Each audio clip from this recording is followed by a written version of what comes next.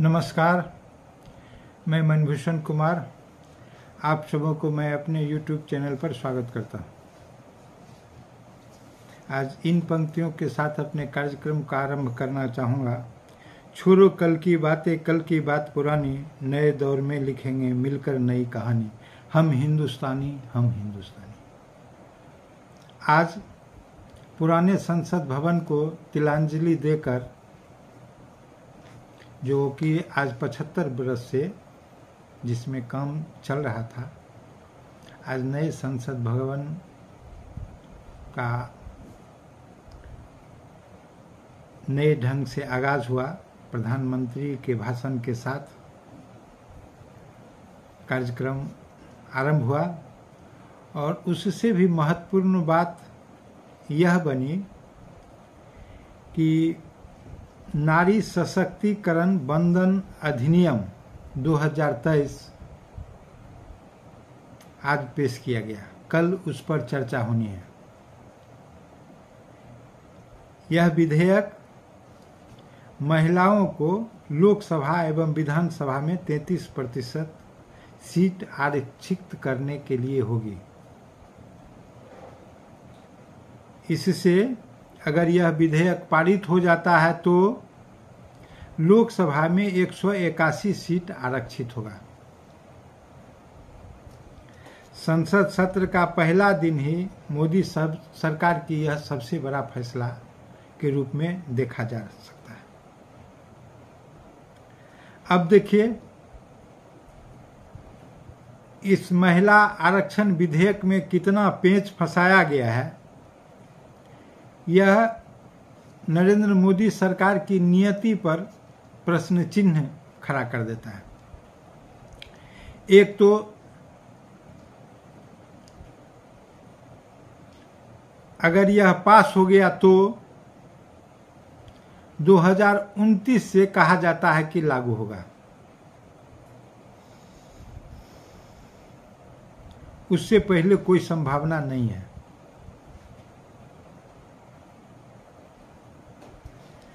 फिर यह भी कहा जाता है कि यह 15 बरस के लिए लागू होगा और 15 बरस के बाद इस पर पुनर्विचार किया जाएगा और 2029 से भी तब लागू होगा जब भारत में एक नए ढंग से जनगणना होगी और सीट का परिसीमन होगा। चूंकि सीट की संख्या 181 बढ़ाई जानी है और परिसीमन के लिए पर्याप्त समय चाहिए। चूंकि जनगणना जब होगा तो उसी में उसके अनुपात के आधार पर सीट का पुनः निर्धारण किया जाएगा। यह ऐसा लगता है कि कहने के तो 2029 कहा जा रहा है, लेकिन यह 34 तक भी हो पाएगा कि नहीं, यह एक यक्ष प्रश्न है। महिलाओं के लिए नरेंद्र मोदी सरकार का एक लॉलीपॉप है।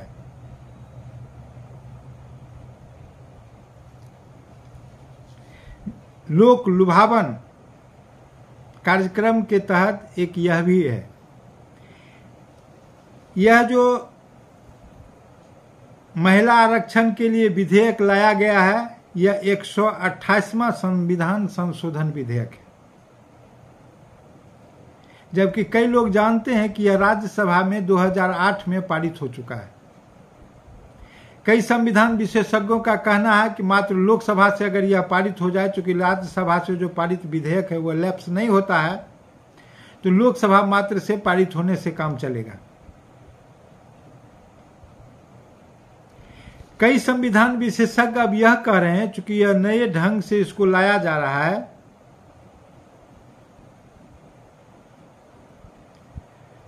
तो 28 राज्य में 14 राज्यों में पास होना नितांत आवश्यक है। इसके बाद इसका विचार किया जाएगा।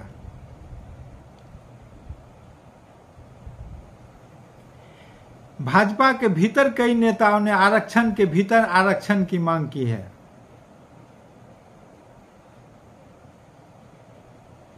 नीतीश कुमार स्वयं ने इसमें ओबीसी के लिए आरक्षण का मांग किया है। राज्यसभा में नेता प्रतिपक्ष मल्लिकार्जुन खड़गे ने आरक्षण ओबीसी के लिए मांग किया है,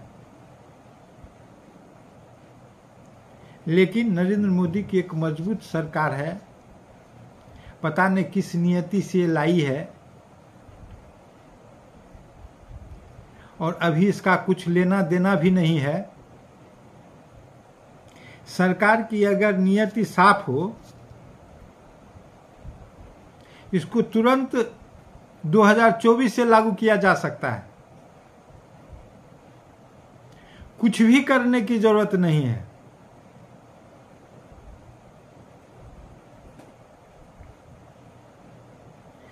भारत ने 1952 में और 1957 में एक जगह से 2 संसद का चुनाव किया है।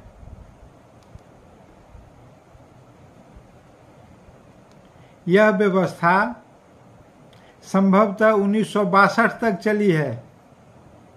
इसके बाद एक जगह से एक संसद का चुनाव हुआ है। अगर यह प्रावधान पहले लागू किया जा चुका है और सरकार की नीयत अगर अच्छी है, वह मन से चाहती है कि महिला को वास्तव में आरक्षण मिले, जिस प्रकार से उन्होंने कृषि बिल पास कराने के लिए इच्छा शक्ति की परिचय दिया, अगर वह भारत सरकार के पास इच्छा शक्ति हो तो यह बिल भी उसी प्रकार पारित कराया जा सकता है और एक जगह से एक पुरुष और एक महिला 1/3 सीट पर लड़ाए जा सकते हैं और इस प्रकार महिलाओं की भागीदारी 2024 से बिना हर्रे और फिटकिरी लगे हुए सुनिश्चित की जा सकती है। यह एक प्रकार का बहाना है भारत सरकार के द्वारा वोट भी पाना है, लोक लुभावन कार्य भी लेके आना है। यह किस प्रकार से किस स्वरूप में पास होगा, यह कहने के लिए चूंकि आज के दिन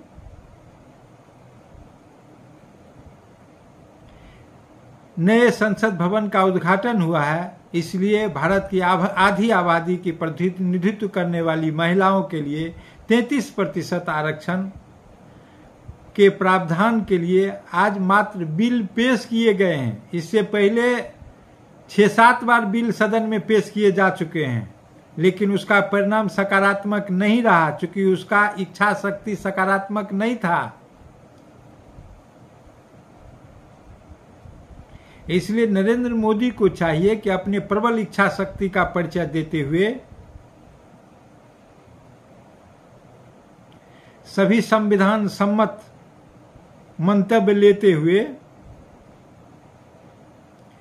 महिलाओं को 33% आरक्षण सुनिश्चित करने के लिए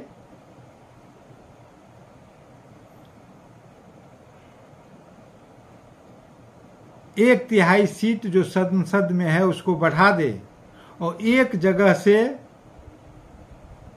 2 प्रतिनिधि 33% में खड़ा किया जाए, मतलब कि 3 में 1 प्रतिनिधि जो होगा, एक सीट जो होगा वहां से 2 प्रतिनिधि लोकसभा के लिए चुने जाएंगे। यह कोई नया व्यवस्था नहीं है, इसका अनुपालन भारत जब आजाद हुआ था तो 1952 में 1957 में हुआ है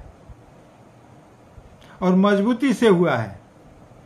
इसलिए यह सरकार अगर इच्छा शक्ति रखती है तो मजबूती से पुनः इसको लागू कर सकती है। यह महिला के नाम पर घोर मठा करने की जरूरत नहीं है। अनेक काम नरेंद्र मोदी सरकार जिस सफाई से करती है, महिला आरक्षण विधेयक में उनके नियत में उतनी सफाई नहीं दिख रही है। इसलिए सभी महिलाओं को जागरूक होकर अब समय आ गया है कि नरेंद्र मोदी के सरकार के समक्ष अपने प्रतिनिधित्व के लिए अपने अविलंब प्रतिनिधित्व के लिए सशक्त दावेदारी पेश करें।